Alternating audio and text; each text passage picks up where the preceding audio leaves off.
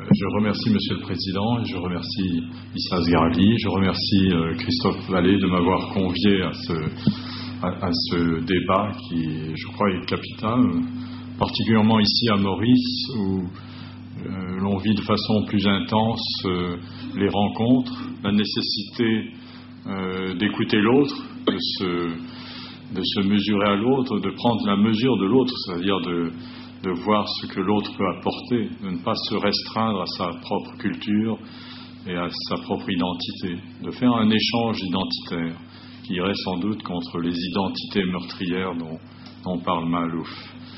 Je pense aussi, comme Issa, que c'est un livre dangereux. La plupart de ces arguments sont des arguments qui comportent un biais, ils ne sont pas objectifs.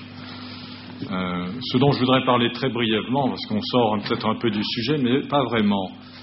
Je voudrais parler du caractère fantasmatique des arguments de Huntington, particulièrement de ce mythe qui a trait à une société en quelque sorte originelle et qui aurait donné au monde les principaux thèmes, les principales directions qui ont constitué la démocratie et qui ont constitué les fondements même de l'humanisme. Ça, c'est le mythe sur lequel se fonde Huntington. C'est vraiment un mythe, c'est un fantasme. Et je voulais brièvement évoquer les possibilités quant à la formation de ce fantasme.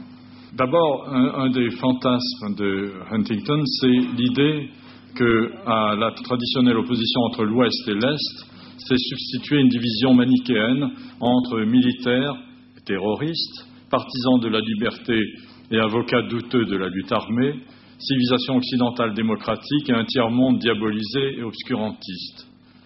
Une des bases de l'argumentation de Huntington, et je rappelle que Huntington appartient à un mouvement plus général qui se situe entre l'université de Harvard et l'université de Berkeley, autour d'un institut qui s'est appelé curieusement, pour mon avis c'est vraiment une dénomination assez curieuse, Institut de recherche pour la guerre et la paix.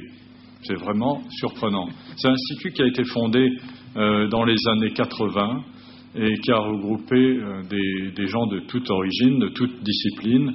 Et ensuite, il y a cette idée confuse que l'identité occidentale s'est fondée sur ce vieux mythe de la migration aryenne.